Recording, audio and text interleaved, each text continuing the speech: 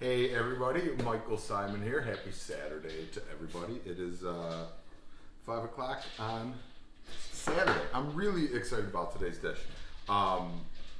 It's my Pap's pork stew. So it's a lot of pork product. He put some split peas in his, and it's really delicious. I ate it a lot as a kid. He ate it a lot as an adult. Still make it. And he kind of mixes it up. It started, the first time I had it, here we have some pork ribs. I wanted ham hock, but there was no ham hock, but I had some ham and some bacon.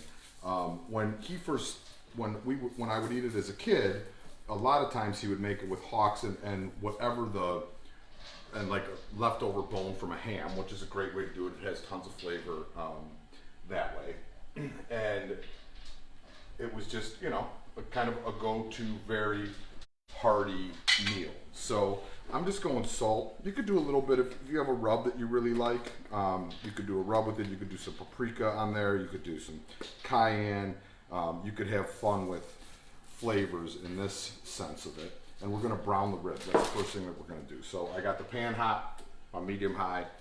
Once the pan got hot, I add the fat, and then fat is not hot yet. But as soon as the fat's hot, I'll add the pork.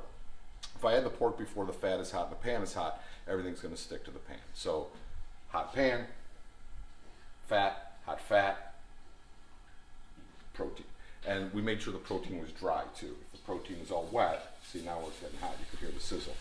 If the protein is wet, it's also gonna stick and steam, and we wanna brown and caramelize. So that's it. So these go in there, about almost 2 pounds.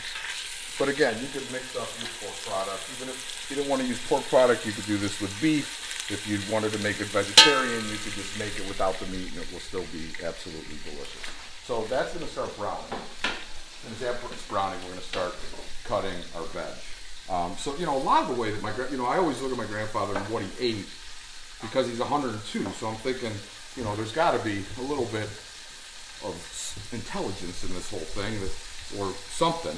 A lot of the things he eats, it's stuff that people tell you not to eat. He eats a lot of pork and meat and bacon, but he also eats a lot of a lot of split pea, lentils, beans were always in his diet, and he never ate anything kind of that he didn't make. So he ate almost no processed food, very, very little processed food, and I think all those things are kind of what got him where he is. He also never stood still. His best advice was never take the stairs. So if there's always take the stairs, not never take the stairs. If there is a elevator, or escalator, and stairs, you take the stairs. So that was another Pap thing.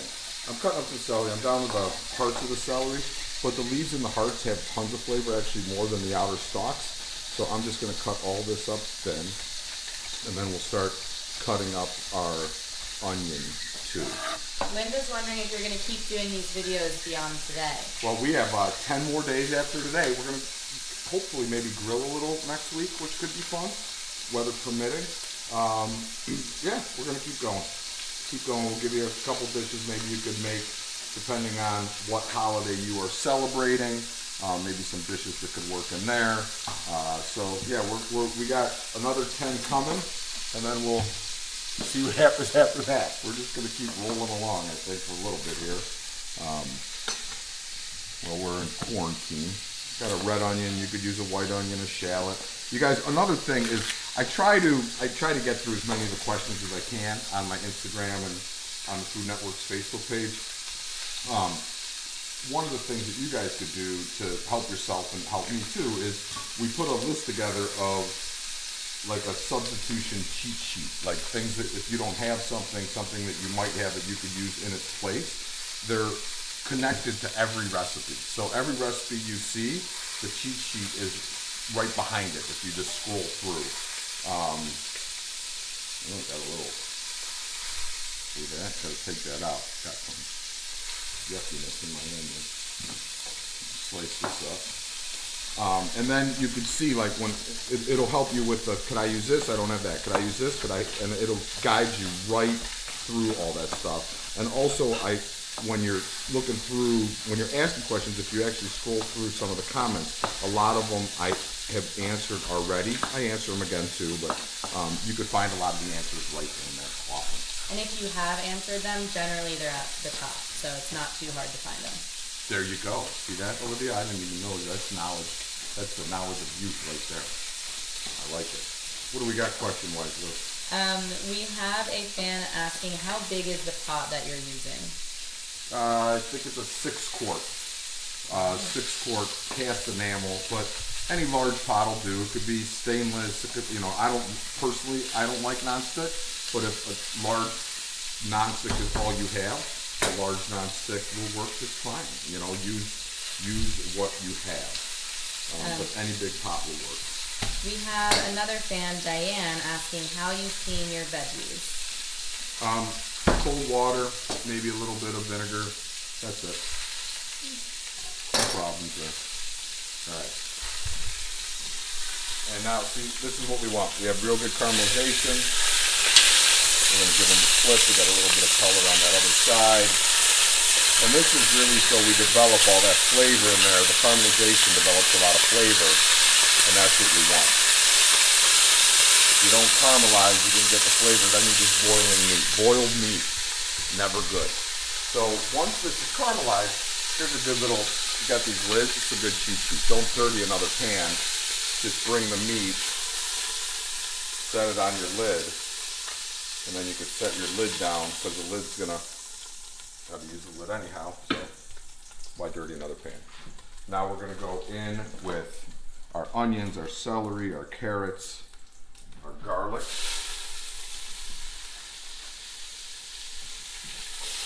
And this is like an hour and a half cook, so I just smashed the garlic. I didn't even chop it, I just smashed it, you can see, and it's gonna go right in. Kathy's wondering if there's a difference in taste between yellow and red onions. I think the reds tend to be a little bit sweeter, but negligible, whatever you prefer. A couple pinches of salt. I'm going to come with a little bit of cayenne now. Kevin is wondering if he's supposed to take the green root or stem out of the garlic, or do you leave it in? Take it out. That just means your garlic, it's a little bit past its prime, but if you take out the green root, that's where a lot of the bitterness and heat and bitiness will come from, so you don't want that in there. All right, we're going to start stirring up the veg. Turn my heat down a little bit. And now I'm going to take my ham and I'm going to add my diced ham in there.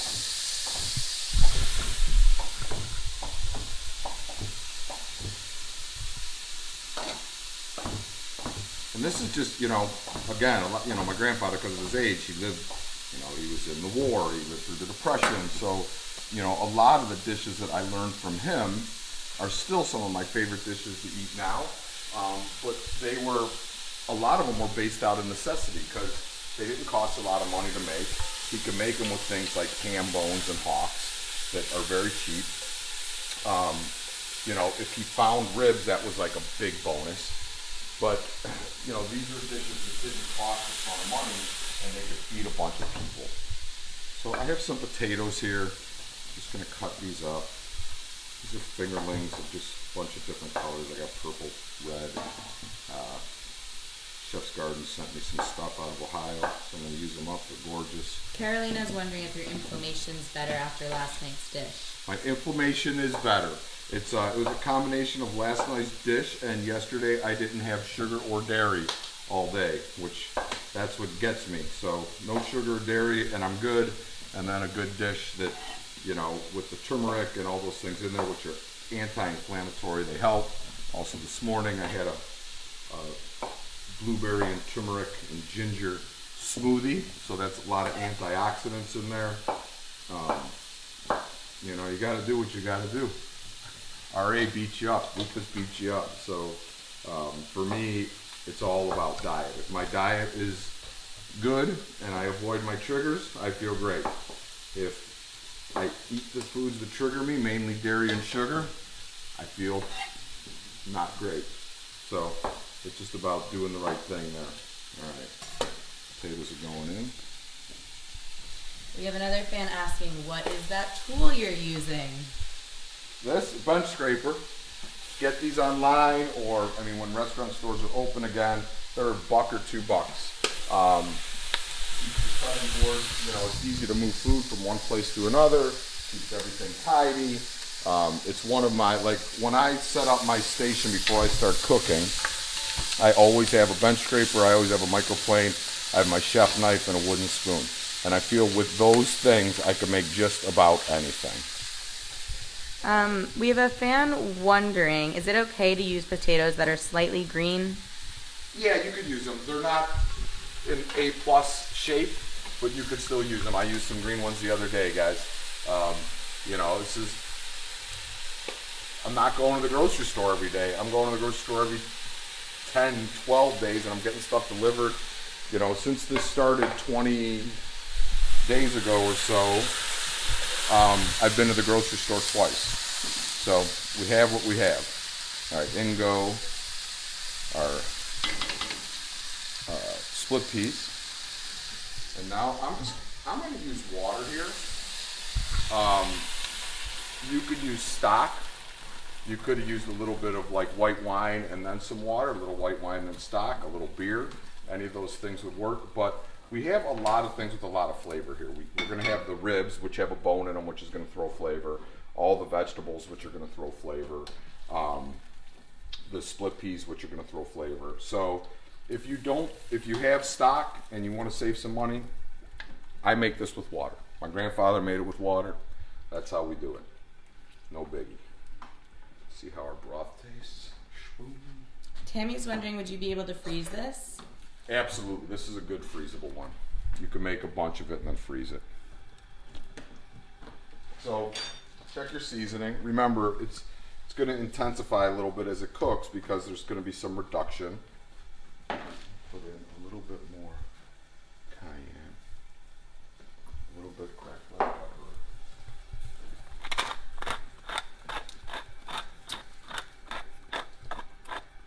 Amanda's wondering, is the type of knife that you're using a chef knife? Yes, that is an 8-inch chef knife. It's the only, you know, people buy these knife sets. I'm putting the pork back in now. People buy these knife sets, and I know it's a business. People sell them in sets, whatever. There is pretty much no use for 90% of the knives in a knife set. I've been cooking professionally for over 30 years. 98% of what I do is with a chef knife. And once a chef knife, a serrated knife, and maybe a paring knife, and that's, you really just don't need anything else. But 90% or more of what I do is with a chef knife. So to buy this big block of knives and spend X amount of dollars on it, I would rather see you spend the money on one knife and get a really good knife, because that's going to be what you're doing 90% of your work with. Okay. Eleanor's wondering if you did any pre-prep on the split peas. I rinsed them. That's it. You could soak them overnight if you want. I rinsed them under a little bit of hot water, then cold water, and then that was it. In they go. A lot of people soak beans and split peas overnight. Not a necessity. Just give them a real good rinse, and you're in good shape. So this is going to come up to a simmer, and the reason I want it to come up to a simmer before I do anything else is that some of the like impurities or whatever are going to come up. We're going to skim that off, and then it's going to come up to a simmer. Then I'm going to lay the bacon on top. Then it goes in the oven, and then you don't have to worry about it for about an hour and a half. In an hour and a half, everything's going to get tender. The pork's going to get tender. All those flavors are going to come together. The split peas are going to start thickening everything up. What do you got, buddy? Here. Oh, Norman. So you could see how some of this like stuff coming to the top? I'm just going to skim that and get it out of your way.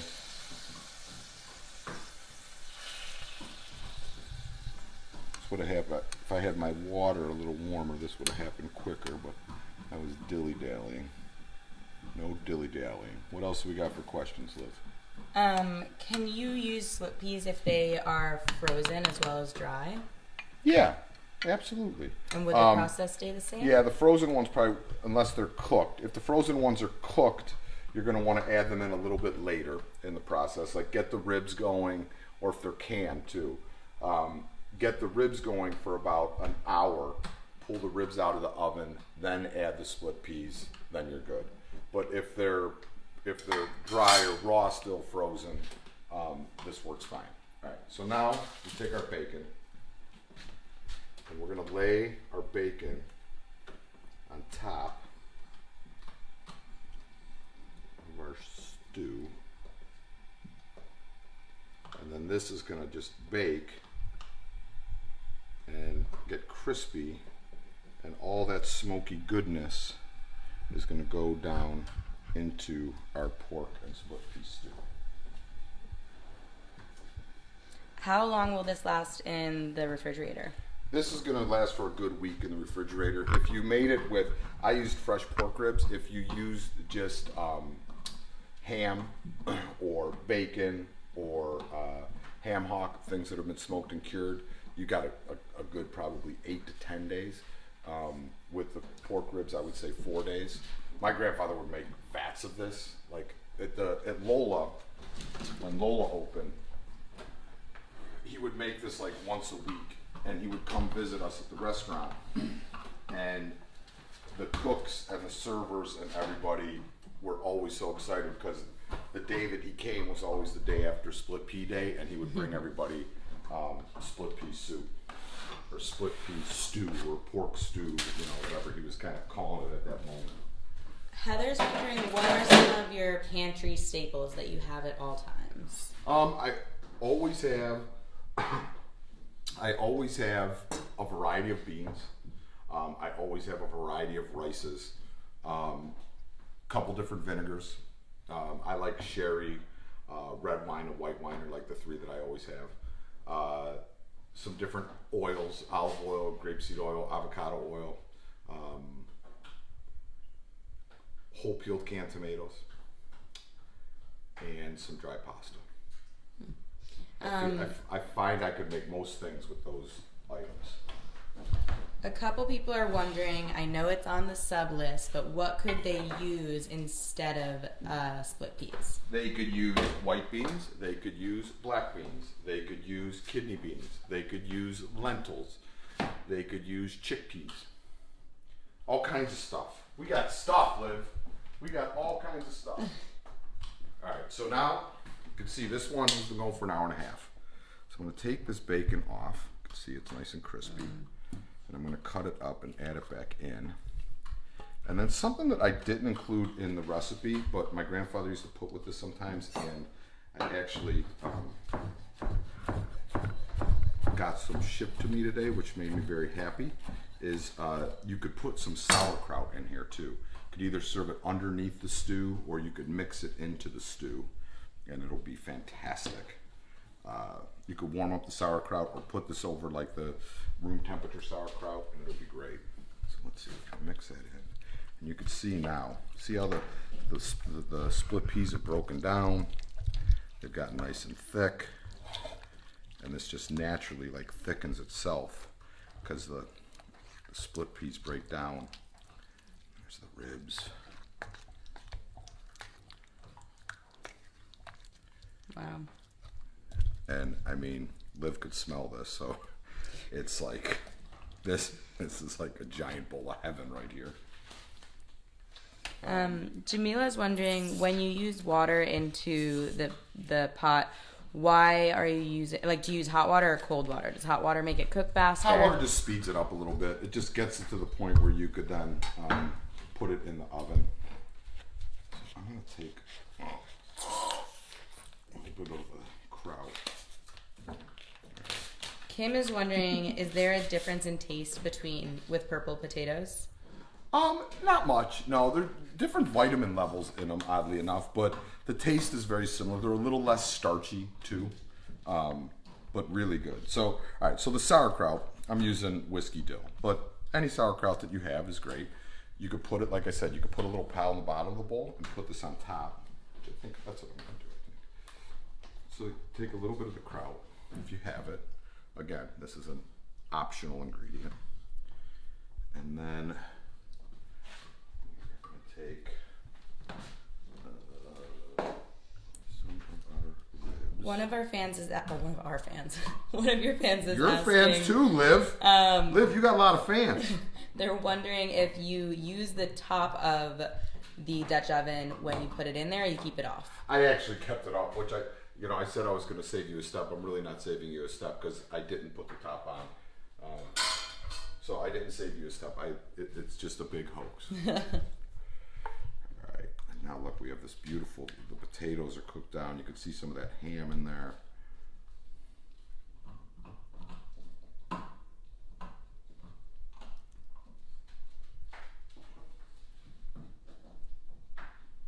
Oh gosh, I mean, maybe I'll take an extra rib.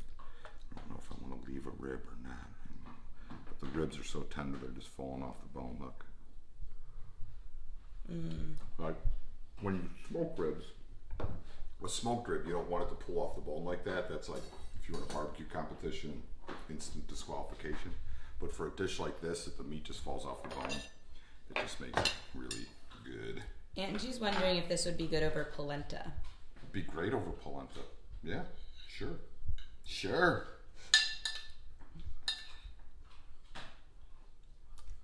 It'd be good over rice too.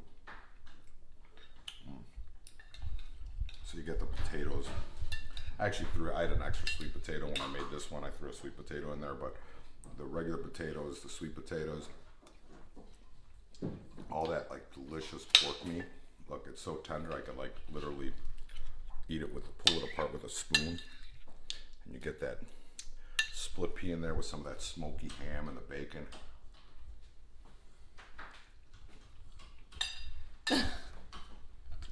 It's just the biggest bowl of comfort food ever. It is. Would your pap be proud? My pap would be proud. The great thing about Pap is he's like, I mean, he's my hero, you know, but he's also like the warmest human in the world, that the minute you meet him, even before he hugs you, it feels like he's hugging you. And the food that he cooks hugs you.